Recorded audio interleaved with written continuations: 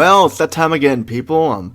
Apologize for the delay for the next episode. I was getting over a cold last week, and I just didn't feel like recording anything and stuff. So that was my fault there. I apologize there, and hope everybody's doing well. Welcome to another episode of Burgers and Fries Game Talk with me, Tony, aka TT Burger 88, and this is episode 3. And I know I said I'd have an episode every week, which is that some stuff kind of came up and stuff, like I said, and sometimes when stuff comes up, yeah, I gotta like the episode would be delayed a little bit and stuff. So I apologize there. I'll try better to get better at adding episodes weekly and stuff. But I'm here once again, joined by. Hey, it's me, Lunar Nocturne, here once again on the Burger and Fries podcast. I almost messed that up. Yeah, burgers. Yeah, that's okay there. But yeah, we got a lot to talk about here, and I hope everybody's been doing well. I just been enjoying the Yakuza Remastered collection. The game finally came out, and I love it. And now I got the complete collection of Yakuza games on the PlayStation 4, and then it's perfect the way it is and stuff. And yeah, I just said it's just great to finally be able to play a physical copy of Yakuza 5 because the only way to play it was on the PS3 PSN store, so you can only download it digitally. So that was kind of a problem for me because I like to collect physical copies of games, and yeah, so it's good to be able to finally be able to have the entire saga of all 7 games in my collection: Yakuza 0, Yakuza Kiwami 2, Yakuza 3, 4, 5, and 6. So yeah, but that's go ahead. What'd you say? See that these games are remastered because these games are still very difficult to come across. And just today, I was at my GameStop and I came across a PS3 copy of Yakuza 3 for $30. Yeah, it's expensive. And it's like the easiest Yakuza PS3 game to find. Yakuza 4 is hard to find and stuff. And Yeah, I was lucky enough to get Yakuza 4 on my off of Amazon for $20. yeah, but once I heard that they were being remastered, I sold those to wait for the PS4 ones to come out, and I'm glad I did because the PS4 versions have more content in them and stuff. So They do. yeah, and nothing was cut from these versions this time, except from what I heard. And I believe that some translations have been fixed because there was some controversy regarding some of the mini games and how they took out questions regarding Japanese culture. If I remember correctly, someone in the comments correct me on that. Yeah, because I can imagine remember when Yakuza first came out for the PlayStation 2 in 2005 and stuff. It had that awful English dub. I'm glad. I mean, I that's one reason why I didn't touch the Yakuza series because of the English dub only in the first game. But Kiwami fixed that and made it much better and stuff. And just glad that they were able to take care of that and stuff because it made me want to get into Yakuza and stuff. And I'm glad they did. Yeah, I got into Yakuza 3 years ago after I picked up Yakuza Kiwami from a GameStop while I was out in Alabama for Thanksgiving. Yeah, it's actually funny. And It's funny. Yakuza 2, man. Yakuza 2 was a late PlayStation 2 game. I mean, it was a late PlayStation 2 game, 2007, 2008 or so. It was a late PlayStation 2 game. A very late PlayStation 2 game. I also went and got Kiwami 2 on launch 2 years ago. You got in the Steelbook? You get in the Steelbook? Yeah, I got the steel. It was the white Steelbook version with Kiryu and it was Ryuji. Oh man, what was his name?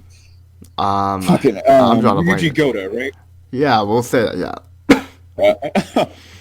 But yeah, I got the Steelbook editions of Kiwami and Kiwami 2. I got a regular edition of Yakuza 0. I got the slip case of Yakuza 6, and I got the day 1 edition of Yakuza Remastered. So I'm all good there. I'm looking forward to picking up the remastered collection. I actually briefly played Yakuza 4 when I got it 2 years ago, but I decided to hold off of playing it until I could somehow find Yakuza 3.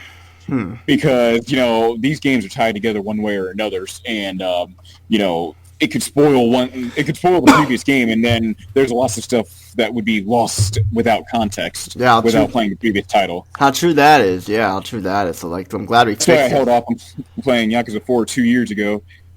Yeah, I just knew they were going to remaster them for the PS4. I just knew it was going to happen. Normally, I don't care for HD remasters, but for this one, it was different. It was different for this one.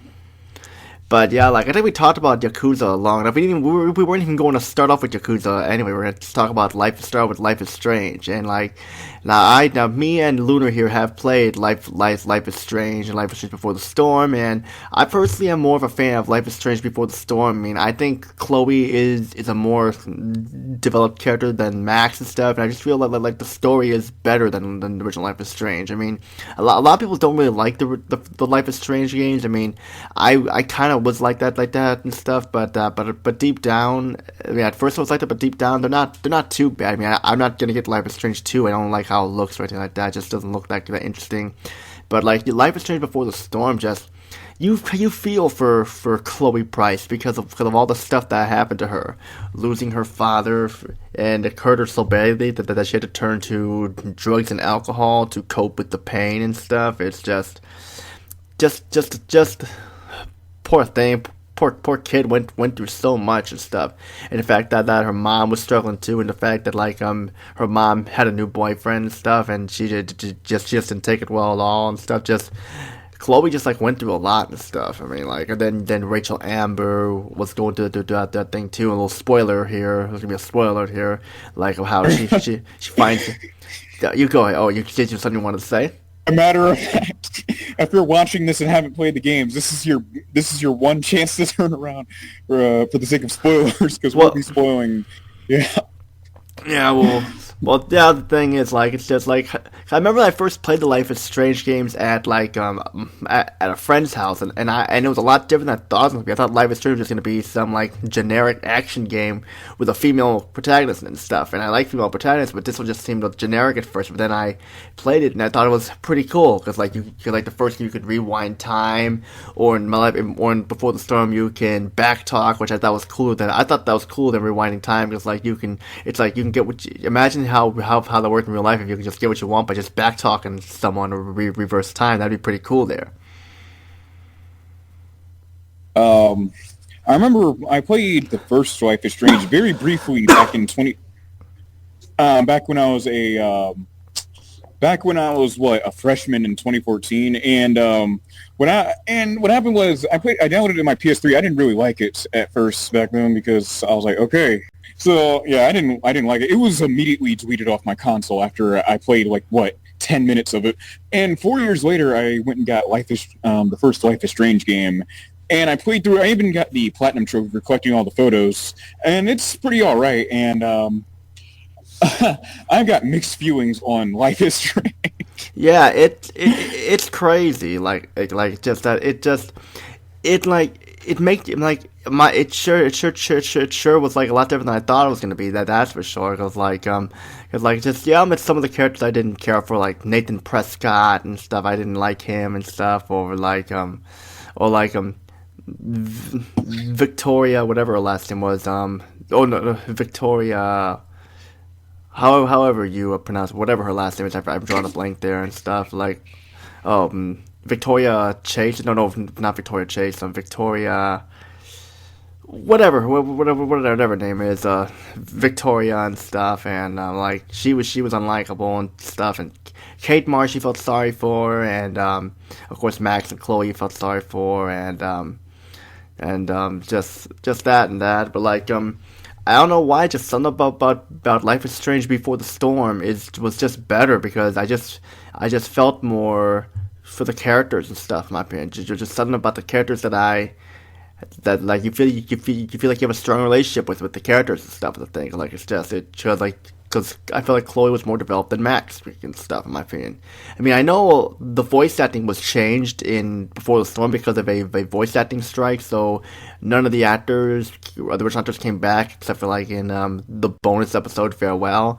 But I gotta say the replacement actors aren't that bad. I mean they may not be as good as the original actors, but they still do a good job getting the point across, you know.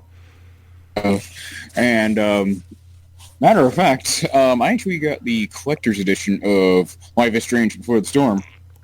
Yeah, I seen the collector's edition stuff. It's just that it's just something I don't really need. I mean, when it comes to certain games, I prefer the collector's edition over for some games over other games. Is the thing, you know. What I have to say about Before the Storm is that it needs some work. Yeah, it needs to go back to on the cutting room floor because there are what made Life is Strange so unique was that it had a specific feature that you would not see, would never really see in games of its genre, like what was The back talk option. no, Talking not about the back talk option. I'm trying to what's the point and click adventure genre, whatever you want to call it. It's the Telltale style of games. I mean, you don't really get the feature to rewind time, which is what kind of, which was almost a deal breaker for me when I went to pick up Before the Storm, because the player could get a view, because in the first game the player could get a view of different perspectives of what would or wouldn't happen if they didn't reverse time. And here, like, the only outstanding feature in Before the Storm was just the back talk. I said back talk feature. Other yeah. than that, oh, like, yeah. Well, it's I mean I don't know, just like the way the story was presented and stuff like that, like how it had to how it showed what happened with Rachel Amber and stuff and such, and like Damon Merrick and like with Rachel Amber's parents like that. It's like it shows that no matter how popular you can be and stuff like that, no, even they sometimes they won't be happy either and stuff. I mean, like it's just that like. That's just that you just like you feel for Chloe Price and you feel for Rachel Amber and stuff. So yeah, that's one of the things I like what it says. Like it dives deeper into the relationship Chloe had with Rachel. You're right. I'm Yeah. also not a fan of how certain situations in the first game were handled. What happened was when y'all were in that diner with what was it, Chloe? Yeah. You get a call from, what was her name, Kate, You know, and like are you talking about like the girl who tried to commit suicide? by the way, I accidentally got her killed. No, I that happened the first Oh shit! that happened the first time, and I redid my save and tried again, and I was able to help her. So the reason I was not a fan of how that was handled was because of how the one missed call that Max gets. I mean, the one mixed call that Max gets from her, she just her situation worsens. And really, like, everyone in this situation is really stupid because Max could have texted her back saying, "Yo, what's wrong, dude?" And then, like, I don't know, I know. maybe I'm not in their shoe. Yeah, Yeah. Cause I keep in mind their life is a lot different than ours. Is the thing. Remember, their life is strange, and this is real life, so could be handled differently. But I don't know. Yeah, I liked how you could like accuse who you want to accuse. I usually always accuse Nathan Prescott because I at the time I thought he was the one behind everything. in fact, it's also wild how the game goes from, I don't even know what to call this really. But it goes from a slice of life drama to a murder mystery. Like, the shit goes from 0 to 100 real quick. It goes there. It's like it starts off a little bit slow, but then all of a sudden, boom! It goes by quicker and quicker and quicker. I didn't think, like, never when I'm kind of glad I bought the disc version, because if I like, it would have been infuriating to wait weeks on end just for the next episode. Yeah, I'm glad to too. Like I said, I don't I only do physical copies. I only do physical copies. I mean, the only time I ever do digital copies and stuff is when it's like there's no other choice. Like without splitting megabytes to your food store, there's no other way to get that stuff from digital. So that was different. And the PS4 version of Jedi Outcast and Jedi Academy, well, that hasn't come out yet. They'll Jedi Outcast is digital and Jedi Academy will be digital as well. So that's the only way to experience those games and stuff. So if you have no choice, then you're gonna have to do that. Like when I reviewed Night Trap, Double Switch, and Corpse Killer, I had to download those digitally. I heard there are physical copies of all three of those games, but they are very very hard to find stuff, and they're expensive too. So that is different. That's different there, but still. I feel like that it was better just to get the physical copies because then they're on your shelves, they're in your collection, and then you don't then you can. I mean, I don't mind putting the disc in and stuff. I don't mind doing that. I mean, we had to do it back then when PlayStation 2 were out. I didn't mind it. I still don't. I don't care if digital media is becoming a thing and stuff. I prefer the discs because I just do. It's just me. But the reason I bring that point up was because of how one of the episodes ends on a cliffhanger, and I was imagining how horrible it would have been if the company had gone what was the term for it? Bankrupt. Had gone bankrupt right before they got to release that episode. Oh yeah, imagine if that would have been the case, because like it's like what happened with Majesco when Advent Rising came out and stuff. And Because there was that one episode where at the end we find out who the killer is after he knocks out Max with, I forgot how he knocked out Max, and then we wake up in their lair or something. yeah, like it's just imagine if the company did go bankrupt, then that a lot of people would have been mad if that would have happened, because then they wouldn't have known what would have happened. It's like what happened with Advent Rising, like I said, where they were planning on releasing a trilogy based on the series of Advent and stuff, but after the first game, like, they didn't sell well and stuff, and the company went bankrupt and stuff, so we never got to see what happened to Gideon Wyatt or anything like that. But then again, a lot of people didn't really like Advent Rising. I was one of the people who didn't like it because of all the glitches and all the problems it had. I mean, it was one. I mean, I completely agreed with the review that GameSpot put out. That Alex Navarro reviewed it. I completely agree with that review because there were a lot of problems with it, and it tried to be better than what it was and stuff. Is the thing. Yeah. And the shit with how Rachel was handled in the first game was, I'm gonna be straight with you. I really didn't like it because everyone knew that she was dead from the start. Like, there were like missing posters everywhere. Everyone knew. I mean, I saw that shit coming from a mile away. I mean, like, with all the missing posters and shit, and with how Chloe was lamenting about Rachel. I mean, like, everyone saw that shit coming. Yeah, I mean, I knew too. It's just that a part of me wanted to be wrong and stuff. And like a part of me wanted it to be wrong. It's like that with that you knew was coming, but like it wasn't like how it was with like Heavy Rain, where you had no idea who the origami killer was and stuff like that. Just that one was like very mysterious on how they handled that, which is kind of off topic there. But you knew what had happened. You just knew somehow. I mean, just like the way they were talking, all the signs and the clues were all pointing to one thing that happened. That's basically what it was. And I guess, and sure, I'm just now remembering to say this, but I guess we should like leave a timestamp for like when the spoilers of whatever. I mean, if Life is Strange end. Well, we kind of didn't really spoil as much as I thought we were going to. So I kind of like didn't really spoil that much. The thing. But it's always good to have a safety net when it comes to spoilers, just in case. Well, we didn't really spoil anything, so we should be fine. All right. Yeah, but like I think we talked enough about Life is Strange and stuff like that. Now, let's talk about Metal Gear Solid and stuff like that. Like I very rarely have talked about Metal Gear Solid. I mean, I love Metal Gear Solid. I mean, like I've been getting into the games again lately because I played Metal Gear Solid. I played Metal Gear Solid VR missions, Metal Gear Solid 2 Sons of Liberty, Metal Gear Solid 2 Substance, Metal Gear Solid 3 Snake Eater, Metal Gear Solid 3 Subsistence, and Metal Gear Solid 4 Guns of the Patriots. I've played all those and stuff. There's one of them that I did leave out, and that I did play. It's Metal Gear Solid, the Twin Snakes for the GameCube. It's the remake of the first game. God, I do not like that version at all. That version is awful. You ever played any Metal Gear games before, Lunar? Yes, I have. I have not played Metal Gear Solid 1. I've played Metal Gear Solid 2, 3, 4, and Peace Walker. Now, I tried Peace Walker. I tried it out. I didn't like it. I mean, I just didn't like it. I feel like Metal Gear Solid 4 is where it should have ended instead of it being a cash cow and stuff. But have you ever heard of the GameCube remake, Metal Gear Solid: The Twin Snakes? I have. And like I don't know if I know you probably don't have a GameCube, but I'm just saying, don't buy it. It's awful. They pretty much made the game.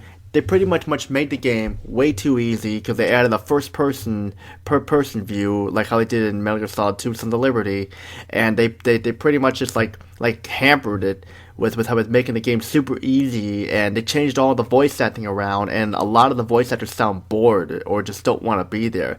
Like Roy Campbell, the Colonel, he sounds like the AI Colonel from Metal Gear Solid 2, and yet like it makes you think that the Colonel in that one is an AI as well and stuff because of the way he sounds. And Naomi Hunter lost her accent, Mei Ling lost her accent, Nastasha Romanenko lost her accent and stuff, and they just sound bored.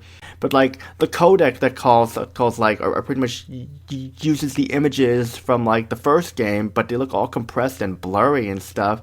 And in fact, like it's like the way the acting sounded, like it didn't have the best sound quality in the first game, but still it's like many people have said this and stuff like that. Like I give credit to the YouTubers who mentioned this part, but they have said that like it sounds like it came from a soundproof studio, which it kind of does, because like the voices just sound like they're not really there. It just sounds like they were all recorded in a studio and stuff. Because for the original Metal Gear Solid, they recorded all the voices in some apartment, and they had to redo it. One of the reasons they had to redo it was because of you could hear the traffic in the background and stuff, so they had to redo the voices and such. And they were able to get everybody, or almost everybody back, which is that a lot of people just sound like they don't want to be there, which I can't blame them, because you already did your lines one time, and yet you're called back to voice your lines for a remake of a game you did before. I'd be bored too. And just, it's like when you encounter Otacon for the first time, Dr. Hal Emmerich, you see these Mario and Yoshi statues, which I get, haha, it's on the GameCube, so it's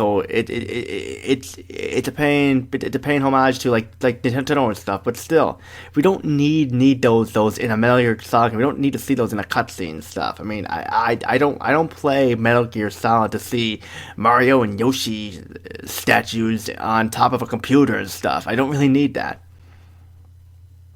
And like it's just like with Psycho Mantis and stuff reading the game, I'll admit that was pretty cool. Where he says where you've been playing Super Mario Sunshine and Legend of Zelda Wind Waker and stuff, which I'll admit that was pretty cool and stuff. But because I know Psycho Mantis did that too with like Castlevania Symphony of the Night and such, and Vandal Hearts and stuff, which I'll admit was pretty cool. So I don't have a problem there. But like, I just really do not recommend the Twin Snakes and stuff, because the Twin Snakes was just basically a remake for the GameCube, because I guess it was some to have taste for the GameCube owners and stuff. But then again, like I felt like it was fine the way it was on the PlayStation. It didn't need to be changed or anything like that. Because like the first Metal Gear Solid game was my favorite Metal Gear game of all time. I mean, like it's just it was the first one for us to play, and it was one of the best ones. I mean, I don't count the NES games of Metal Gear and Metal Gear 2 Snake's Revenge, because those games were not made by Hideo Kojima, but the first real game we got was Metal Gear Solid, and it showed that the stealth genre was there, and it did a great job. And yes, I will be reviewing the Metal Gear games in the future and stuff. But I have a question for you, Lunar Nocturne. Have you played Metal Gear Solid 2 Substance and Metal Gear Solid 3 Subsistence? No, I haven't played those versions. I mostly played the vanilla version of both titles. Oh, like I played the original versions and the Substance and Subsistence, and I will say right now about Substance and Subsistence. Substance is good, but it's basically nothing new except for like some added modes like a skateboarding mode where you play as Snake or Raiden, and the Snake Tales mode and stuff where you play as Snake when you're on the big shell and stuff. So that was interesting there, how it had like the casting theater where you can cast whoever you want in certain cutscenes, but it only does certain cutscenes. It doesn't do all the cutscenes and stuff like how it was like the demo theater from Metal Gear Solid 1 and stuff. So it's just like, and this is a minor thing I noticed here. They changed the font of the subtitles and stuff. I mean, I noticed that when you compare both the side by side, you'll notice that the subtitle font is different and stuff. Which I noticed that, and I'm not complaining about it because it's fine. It's just subtitle font, but I noticed that they changed it and stuff. And In fact, didn't they use Times New Roman for that shit? For Substance? No, for the PlayStation 2 games, didn't they use Times New Roman for the subtitle? I don't know. I mean, I don't know. I don't remember which format they used, but I know they changed the font in Substance and Subsistence stuff. So I just noticed that there and stuff. But just that Substance is good, but just that if you already own Sons of Liberty, you really don't really need anything else and stuff. I know there was also a game called The Document of Metal Gear Solid 2, which I would get and stuff, but you're not. It's just basically documents of the game, and it has all the cutscenes in it. But here's the problem. The cutscenes from the game don't have any audio in them. They got Yeah, they don't have the audio in them. So what's the point of that? I believe it was just okay. So I actually found out about the documentary Metal Gear Solid 4 years ago.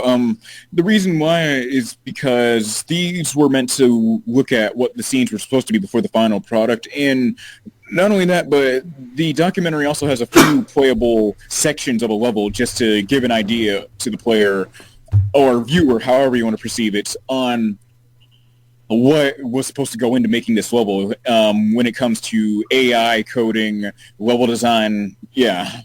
Yeah, definitely. I mean, like it just yeah, I get where you're coming from, but just that it is kind of expensive, and I just don't think it's worth having in your collection and stuff unless you're an avid Metal Gear collector, you have to get it and stuff. But like Metal Gear Solid 2: Sons of Liberty is awesome. I mean, I know people don't like playing as Raiden, but I like playing as Raiden. In fact, Raiden is one of my favorite characters in Metal Gear Solid and stuff. In fact, hell, even Hideo Kojima said his favorite character in the Metal Gear series is Raiden. And I'm not kidding. Even Hideo Kojima said that. Yeah. So yeah, I mean, so like, but the thing is like a lot of people here in the West don't like Raiden. Because he sounds very whiny, like a Luke Skywalker was in A New Hope and stuff. But here's the funny thing: in Japan, a lot of people love Raiden. So it's the exact opposite and stuff. So yeah, I mean, I never had a problem with Raiden. Like that's one reason a lot of people don't like Metal Gear Solid 2 because you have to play as Raiden in the game throughout most of the game. Which I feel like if we didn't have Raiden, I don't think Metal Gear Solid 2 would have been as great as it was because like. If Snake was in it, it could have just been a hash of Metal Gear Solid 1 with the same thing, finding the key card and stuff. So Konami and Hideo Kojima wanted to try something different, and they did, and they succeeded. And like they tried something different each time. Like with Metal Gear Solid 3, it's full on survival and stuff where you must eat and like crawl and stealth and change your camouflage and stuff. They want to try something different there, and it worked and stuff. The story is very slow, and the controls take a little time to get used to and stuff. And the story is a little slow at the start, but still, they wanted to take the risks and stuff, and they did. And in fact, let me talk about Metal Gear Solid 3 Subsistence here. Actually, I like Metal Gear Solid 3 Subsistence. I still prefer playing the original Metal Gear Solid 3 Snake Eater, but let me tell you the reasons why I prefer. To tell you some things I like about Metal Gear Solid 3 Subsistence. You're gonna love this, Lunar. It has the original Japanese versions of Metal Gear and Metal Gear 2 Solid Snake. For the first time ever released in the West, you can play them on. You can play those two games for the first time. I have the PS3 version. Yeah. No, I have it for the PS2, and because of course it also has a new camera that you can like rotate and stuff and turn around, which I prefer the original camera the best and stuff. I didn't have a problem with it. And it's got some new face camos that are like the American flag, the German flag, and other types of flags and stuff. So that's cool there too. And they have this demo theater which which actually becomes unlocked right away after you beat the virtuous mission and stuff, which you can choose your face channel stuff that is cool, but like when it comes to that stuff, I'd rather just play the game itself because it's like Metal Gear Solid 1's demo theater, it's got some cutscenes missing and stuff, so that's the thing. But of course Metal Gear Solid 4 Guns of the Patriots, best way to end the series right there, big time.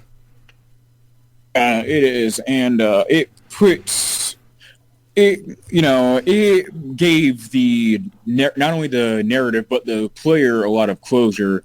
Through its through its long as hell cutscene. But yeah, it did put it closed the book on the. Ended a chapter of the franchise and unintentionally started a new chapter of the game of the franchise with. Metal Okay. Gear Rising, and Metal Gear Solid 5. Yeah, I don't count those because those are just. I mean, Metal Gear Solid 5 is it was just open world and without David Hayter voicing Snake and stuff like that, it just seems like just doesn't really work. And like we didn't need Metal Gear Solid 5, Phantom Pain or Ground Zeroes because like we didn't need it and stuff because like once again another prequel and we got all the backstory. We didn't need to see how Big Boss met Master Miller or Gray Fox or any of them stuff. I mean, it was fine the way it was. There was no need for it. I mean. Why do you think Hideo Kojima made it like that for the prequel? Because that's how he wanted it and stuff. And I haven't even touched this yet. I know there's a definitive version of the game that's out. Which one? I've I've only seen the cover of it, but I am. Does this have all the DLC? Which one? Does what have all the DLC? A Metal Gear Solid 5. I never played it. I didn't care to play it, so I don't know. I Oh. don't know. I never cared to play it. I just know from what I saw and from what I heard. It just doesn't really interest me. I have played Metal Gear Solid VR missions for the PlayStation, which I'll admit is okay. It's just basically if you want to play VR missions, then there you go and stuff. But still, they're just really just I just got to add to my collection and stuff. That's what it was. But I will admit, I do really wish that they had the option for the Japanese audio because the lip sync completely matches up with the Japanese, not the English and such. And so I really wish they would have had the Japanese voices for the Metal Gear Solid games, or just kept it in Japanese the way it was because there was no reason to not have the option stuff because like it just seems weird to see this game take place in America and then the lip sync matches up to the Japanese and stuff. So it's just I wish they would have had the Japanese voices in it and stuff. I mean, like I almost when I realized that there was no Japanese audio and stuff, I almost stopped playing the games. But I figured no, I'm not gonna stop playing those games because I love the Metal Gear games a lot. You're not gonna do that. We're not gonna do that there. But yeah, I just wish they would have had the option for Japanese stuff. I mean, I know they didn't do it. There wasn't much room on the disc of the game because the games were big and stuff. But still, they could have just at least had put them there as an option and stuff. They could have. Yeah. But that's just me though and stuff. That's just me. But yeah, you know how I get, Lunar. But yeah, I'm sorry. I haven't been having you talk much. I'm sorry. To me, Metal Gear Solid 3, in my opinion, is the best in the franchise. It's got this James Bond type plot, if you will. It also takes place during one of my favorite eras in history, which is the Cold War. Yeah, As a matter of fact, it takes place at the height of the Cold War too, with tensions between Russia and the USA. Yeah, I know. Like, it's just because that was a big thing too. It takes place in the '60s, and it takes place in the jungle, lush setting compared to like how it did like on the Big Shell or Shadow Moses Island, Alaska, and stuff. Because most. Oh. Because like it just thought that was cool how they changed it up. Like first we go from like a base in Alaska to a tanker, then like Big Shell, then we go to the '60s in a jungle. Yeah, because at the time, at least, a lot of stealth games went for a more tighter and urban level design when you were creating a stealth level. But to have it take place in a jungle shook things up a lot. Uh-huh. And especially with the added survival gameplay of having to eat wildlife and and take care of yourself Yeah. and heal yourself when you get injuries and such. Like like when you had to heal yourself. Like when Naked Snake got thrown off that bridge by who was it, Boss, and he had to like heal up his broken bones. Yeah, like I remember that part. Yeah. Like he was hurt and stuff, and he had to survive by himself and had to survive and stuff. And yeah, because that was a cool thing too. We got to play as Big Boss. We had to see the origin of Big Boss and who Big Boss was and stuff. Yeah, and like of course, Metal Gear Solid 4 goes all over the place and stuff. Like it goes to South America, then it goes Yeah. to like go back to like it goes to like some towns like some city, and then In the Middle East, yeah, yeah. the It Middle was East, and then like Shadow Moses, like return to Shadow Moses Island, and there's also you go on like Liquid's tanker and stuff and such, and that's fight with Liquid was amazing. oh yeah, like three different forms of Liquid Ocelot. Oh yeah, that was awesome. It's like it was funny how you kind of feel for Ocelot because his mind was completely taken over by Liquid's arm and stuff, and yeah, he just refers he just feels like he's Liquid and stuff and Yeah. such. Yeah, so that's pretty cool there, because like that was the one thing I was mainly looking forward to. That was my game of the year for 2008. 2008, that was my game of the year, and it was a lot of people's game of the year too. It was one of the few games that got perfect. That got a perfect 10 by GameSpot and IGN and stuff like that. It was like it was just so cool. Like they let you be able to beat that game. You feel successful. Like yeah, I did it. I beat it. I beat it. And it was just like it's just like music to your ears and stuff. Just music to your ears, and it's just yay, it's done. It's done. And it was also the long-awaited. The game was also highly anticipated at the time because it had a lot of expectations to live up to, especially coming off of something like Metal Gear Solid 3. And I And know they were like, go ahead. huh? Go ahead. You talk first. And I and I know they were leaving in a few spin-off titles. I forget. I don't know. I don't remember if they were released before Metal Gear Solid 4, but I don't remember either. It's like it just I'm just kind of drawing a blank there, but yeah, like it just that, and it was on the PlayStation 3 as well, and I remember seeing the E3 trailer of it and stuff and how cool it looked and stuff, and it was something that got everyone all hyped up for the PS3, even though the launch of the PS3 was not the greatest and stuff, but still. Like I just remember seeing the trailers and it looked if things like that that the game looked better, looked even better than the E3 trailers. Is the thing. It looked even better than the E3 trailers. yeah. It was just so cool. Like you'll see like because like well cool Snake is old Snake, and like whoa look at the graphics like that. It just looks so cool to see, and like just it was just an awesome it was just an awesome game. Like it just that's just like the only complaints people have with it is that the single player story ends. Like it's the end and stuff. It's kind of like how it was with the original Star Wars trilogy, how it ended and stuff and such. And yet the thing is, from what a friend of mine told me, that Metal Gear Solid 3 was supposed to be on the PS3, but due to like delays, that they decided to release on the PS2 instead. Which I think that was better for them to do, to release on the PlayStation 2 and stuff, definitely, because like that's one of the reasons why the graphics look so good, because it was supposed to be a PS3 game. Yeah. Which I'm kind of glad that they did put it for the PS2 for the hold us over and stuff, because I also had the Metal Gear Solid Essentials collection, which is basically the first game for the PS1 in like a PS2 case, and it was basically Metal Gear Solid 2 Substance and the first disc of Metal Gear Solid 3 Subsistence. You had no extra disc and stuff for Metal Gear Solid 3. So for Metal Gear Solid 3 Yeah. Subsistence, so that was kind of a rip off there, because I did have the Essentials collection, and I did sell my copies of 2 and 3 and 1 because I had that, but still I realized the mistake I made, so I decided to buy back the copies of Metal Gear Solid 2 and 3, and sell the Essentials collection, and there we go. So and that was a good that was a good option for me to do there, and I'm glad I did. And like it was just be careful what you do and stuff. Be careful what you do is what I gotta say.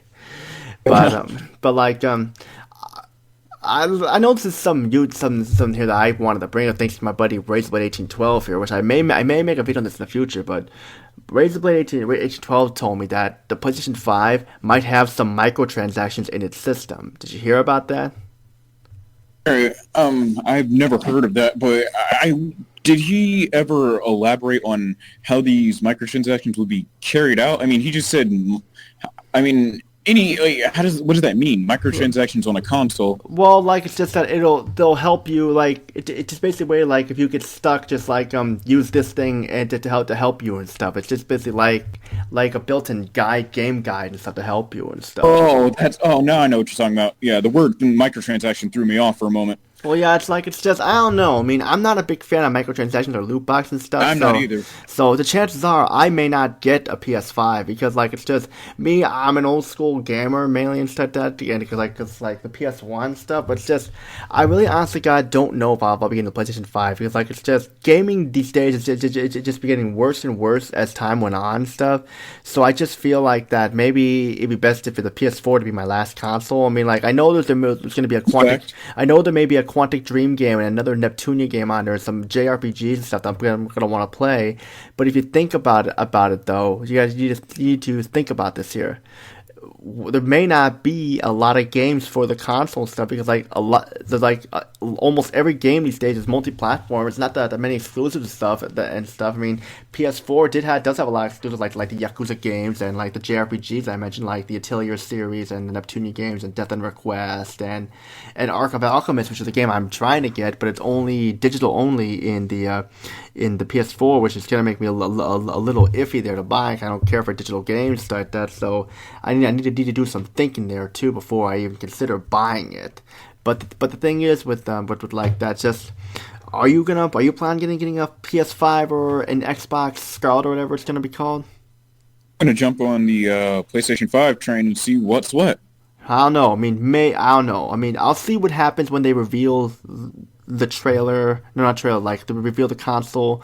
At like I know Sony's not going to be at E3. They're going to do what Nintendo does. It's not going to do anything live. It's going to be like I don't know what to do to what Nintendo does. So if whatever they show, I'll be prepared. But I heard the PS5 is going to be be more expensive than like the PS4, more expensive than we think. So the thing too, got to be careful because like with money and inflation, stuff can go up too in price. And not only that, but there's fears on delays of almost every major video game console out in China due to the coronavirus epidemic. Yeah, I know. It's Yeah. not known. It's not known whether or not this will impact the release of both the Scarlet and the PlayStation 5. Yeah, I know. It's like I know. We don't know what could happen and stuff. But like, it's just I don't know, Lunar. I'm prepared for whatever happens, but I just feel like it probably is best to call to throw in the towel when it comes to new games like that because like sure I love to play video games. I'm a gamer myself. I mean I own a lot of games, especially the PS1, PS2, PS3, and PS4. I own a lot of games for. But I just have a feeling that the PS5 is just not going to be as good as what people say it is. I mean, I respect people who want to play the PS5. I respect that, and truth is, a part of me wants to as well. But I just kind of have a feeling that this console is not going to be that good. I just have a feeling it's not going to be that good as the PS4 and stuff like that, and the PS3 and PS2 and PS1 and stuff. I just have a feeling it's just not going to be as good. I mean, I feel bad for saying it. I feel bad for saying it, but I just feel like it's true. Like I said, I'm just gonna have to see how things turn out. Yeah, Um, I could be wrong though, Lunar. I could be wrong. So I mean, maybe I'm wrong, maybe I'm right or whatever. I mean, I don't know what could happen, but only time will tell, right? only time will tell. Yeah. Do you got anything else to say for this podcast? You got anything else to say you want to talk about? I'm good. Yeah, same here. And I think we wrapped things up perfectly. I mean, I know we talked about like Yakuza and Life is Strange and Metal Gear, and we talked about this. We'll be talking about some some new topics here. That we'll think about, and who knows? Maybe for the next episode we'll talk about like a best gaming memories like that or worst gaming memories of our childhood and stuff like that. And just talk about like I don't know like whatever comes to our mind and stuff. But you got anything else to say? I'm good, but yeah. I'm good too, and that's pretty much all I gotta say here. Thank you for listening to episode 3 of our Burgers and Fries Game Talk. Credit goes to once again to my buddy JJ All Day for making the theme song here and stuff like that, and credit and I'd like to give you all my fans on YouTube and all my subscribers who have made this channel big. Without you guys, this channel would not be as big as it is now and stuff. And shout out to people on Podbean who follow my channel stuff like that, and just shout out to everybody and people. Shout out to Lunar and Hot Turn here for helping me, and shout out to the people who've helped me with videos and stuff like that in the past. Definitely shout out to all of you. There's gonna be more let's plays on the way. Just started my review of Let's Play Dino Crisis 2 today as this recording, and I'm gonna be and I'm gonna be working on my. I'm still working on the Ridge Racer series review, so be on the lookout for that. And more gonna be remastered reviews coming up, more Burgers and Fries Game Talk podcasts and stuff. So be on the lookout for all that stuff. This is Tony and Lunar. Peace out. Have a great day, and go have some burgers and fries while you play your games and stuff. And that's pretty much all I gotta say. Peace out, everybody.